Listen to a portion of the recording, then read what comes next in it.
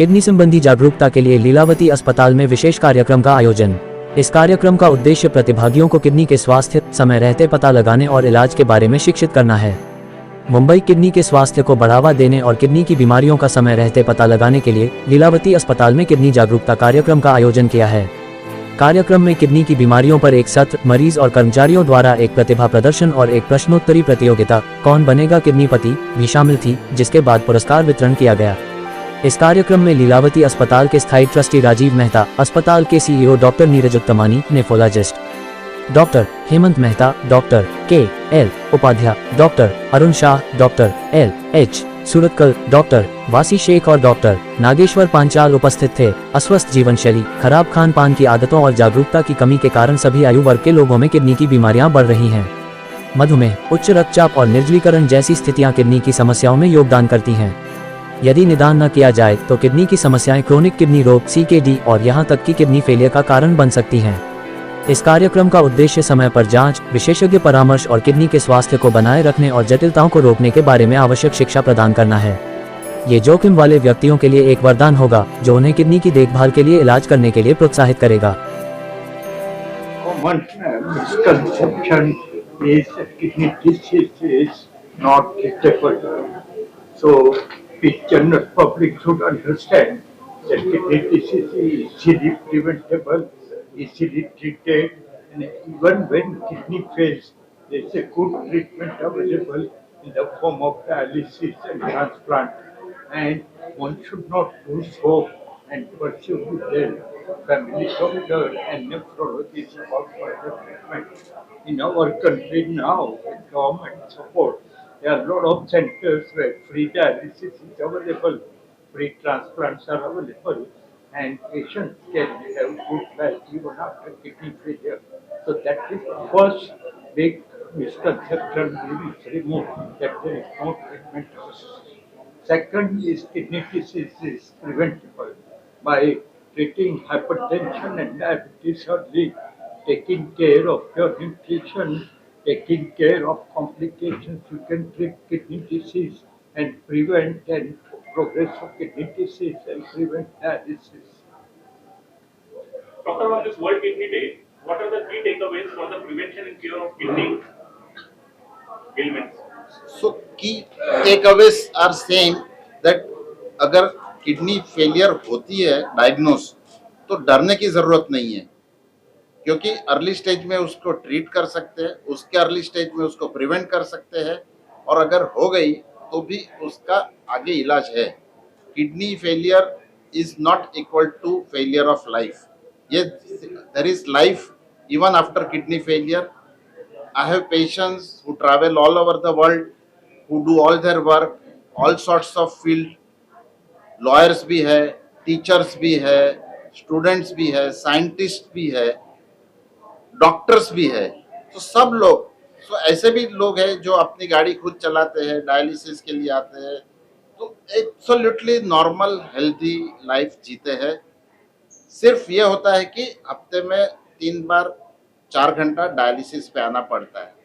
तो मेरा कहना यह है कि अगर आप 4 घंटा आज डायलिसिस के लिए दोगे तो कल आपको 24 घंटा काम करने को मिलेगा। ये समझना है, न कि उल्टा सोचना कि अरे 4 घंटा मेरा वेस्ट होता है। आज 4 घंटा यूज करोगे तो कल 24 घंटा काम करोगे। तो हफ्ते में 4 दिन तो काम करने को मिलता है। 3 दिन हॉस्पिटल को दो, 4 दिन अपने लिए रखो। सो ये सबसे इम्पोर्टेंट चीज है कि there is life even after kidney failure. हताश होने की जरूरत नहीं है।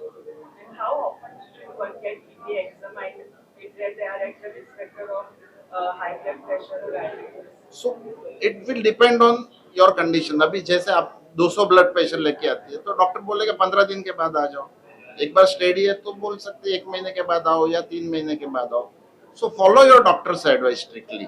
वो जो बोलेंगे, and self medication, self interpretation करने ये गलत है। क्यों? अरे मेरी शुगर तो नॉर्मल है, मैंने चेक कर ली, क्यों जाना है डॉक्टर के पास? मेरा तो ब्लड प्रेशर नॉर्मल है, क्यों जाना है? बट छोटी छोटी चीजें होती है जो मिस आउट हो जाती है। तो जरूरी है कि हम डॉक्टर के पास जाके उसका प्रॉपर एनालिसिस करा के, भले 3 महीने में जाओ, लेकिन जाना जरूरी होता है। See, one of the misconceptions is that kidney failure is a disease. So patient will ask you that ये इसमें आप क्रिएटिनिन के लिए क्या दवा दे रहे हैं. So it is not a disease. It is a result of many diseases like diabetes, blood pressure. So we are giving medicines optimal for that at that time for the diabetes, for the blood pressure. All diabetic medicines cannot be given in kidney failure. Only certain medicines can be given. So we will be giving something to optimize your diabetes, optimize your blood pressure, tell you that to avoid what drugs to be avoided. So these are what a nephrologist will do to protect your kidneys. But it's not that kidney failure is a disease.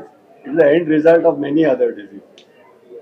ऐसा कहा जाता है कि तीन सफेद चीज बहुत शरीर पर होती है, नमक, शुगर और नमक का प्रमाण कितना होना चाहिए खाने के दिन में तीन के हिसाब से? तो जैसे हमने बताया, आपको नॉर्मल 5 ग्राम नमक खाना चाहिए किडनी पेशेंट को. जब हम 5 ग्राम की बात करते हैं तो ये जानना भी जरूरी है कि अगर हम सॉल्ट फ्री डाइट खाएं, मतलब कोई नमक नहीं डाले, तो भी नेचुरल फूड में 2 ग्राम नमक आ जाता है. तो 5 में से 2 गया तो आप 3 ग्राम और नमक दिन में खा सकते हैं. और 3 ग्राम कैसे नापेंगे? बहुत आसान है. टीस्पून होती है, 1 टीस्पून को लेवल सॉल्ट लेंगे तो 6 ग्राम होता है. 1 टीस्पून सॉल्ट लेवल, नॉट पर के, इस 3 ग्राम. उसको आधा कर दीजिए, 3 ग्राम हो गया. 3 ग्राम वो नमक, 2 ग्राम नेचुरल नमक, 5 ग्राम पर डे.